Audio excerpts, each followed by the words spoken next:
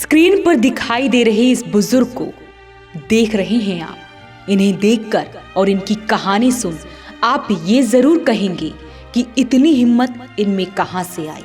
इन्हें दादा कहें या पिता या फिर माँ, सभी किरदार इन्होंने अपनी जिंदगी में निभाए। इनकी उम्र है 80 साल, नाम है राम कुमार। इस उम्र में इन्होंने इतने दुख उठाए हैं, अपनों की इतनी मौतें देखी हैं। आखिरकार इस बुजुर्ग ने ये कह ही दिया कि इस कोरोना ने तो इनका सब कुछ उजाड़ कर रख दिया। इनकी दर्द भरी कहानी सुनकर आपकी भी आंखें नम हो जाएंगी। पहले इन्होंने अपनी पत्नी को खोया, फिर बेटी, फिर बेटा और बहू तक को खो दिया।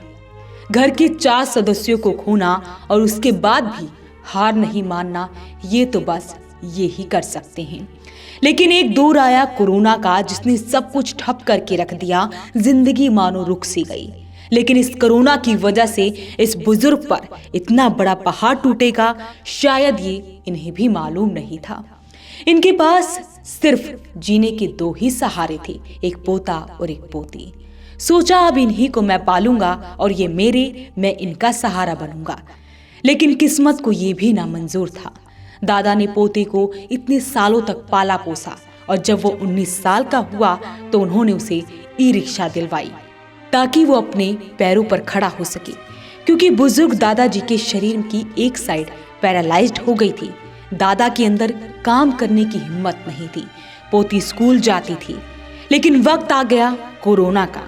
बेटा कोरोना योद्धा बन सवारियां ढोता। एक दिन अचानक पोता बीमार हो गया। उसे इस अस्पताल से उस अस्पताल में लेकर भागना पड़ा बुजुर्ग को। पैसे जितने भी जोड़े वे सब अपने पोते के इलाज में खर्च होते चले गए।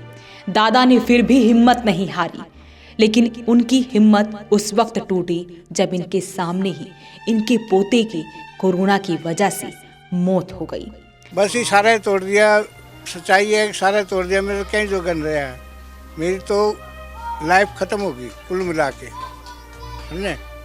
मेरी लाइफ में तो कुछ नहीं रहा और इस तरह के टूटूंगा मैं।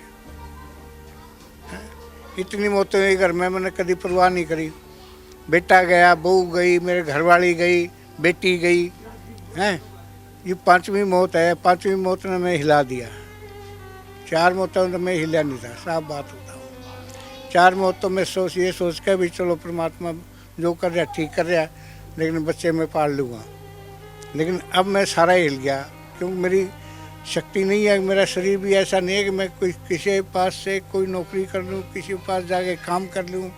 अपनी आंखों के आगे 5वीं और जवान मौत देख दादा के पैरों तले मानो जमीन खिसक गई। पड़ोसी भी सब रो पड़े। किसी को कुछ समझ नहीं आया कि परमात्मा ने ये क्या कर दिया। हम तो बहुत ही वो करे, हम एकदम होया कैसे लड़के को, और हंसता खेलता सबसे प्यार से बोला करता। भाई वो लड़के में कोई कमी नहीं थी और कुमावत। जिस दादा की लाठी का सहारा सिर्फ उनका पोता था, वो भी उनसे छिन गया। हालात इस कोरोना में यूं बने कि अपने पोते को एक दादा आखिरी बार जी भर कर देख भी नहीं सका। अंतिम संस्कार के पैसे नहीं थे, लेकिन पानीपत में जन सेवा दल द्वारा इनकी मदद की गई। उनके सदस्यों ने पोते के शव का अंतिम संस्कार किया। कि कोरोना ने ये नहीं देखा कि ये बुजुर्ग है या ये बच्चा है या इनके परिवार में कोई कमाने वाला है या नहीं है। कोरोना की बीमारी में जो भी ग्रसित हुआ है, ये इतना बड़ा यंग लड़का होते हुए भी परमात्मा ने कोरोना काल में इसे ले लिया। आज इस बुजुर्ग की जो सहारा था लाठी का, वो भी टूट गया है। हमें भी इसको देख तो इतना दर्द आता है। अभी छोटे से घर में सिर्फ 2 लोग रहते हैं, दादा और उनकी 16 साल की एक पोती। अब तो दोनों ही बस एक दूसरे का सहारा हैं। दादा का सहारा बन अब उनकी पोती उनको संभालती है और पोती अच्छे से पढ़ सके, इसलिए वो पैरालाइज्ड होने के बाद भी फेरी लगाते हैं ताकि वो ये घर चला सके। लेकिन हिम्मत देखिए इस बुजुर्ग दादा की। भले शरीर का एक भाग काम ना करता हो, लेकिन इस हाथ में आज भी इतनी हिम्मत है जिसे आप अपनी स्क्रीन पर देख रहे हैं। ऐसे हिम्मत वाले बुजुर्ग को आज वॉइस ऑफ पानीपत सम्मानित करने जा रहा है कोरोना वॉरियर्स अवार्ड से। और अंत में एक पंक्ति के साथ उनको मंच पर बुलाएंगे कि ख्वाब टूटे हैं मगर हौसले अभी जिंदा हैं, हम वो हैं जहां मुश्किलें शर्मिंदा हैं।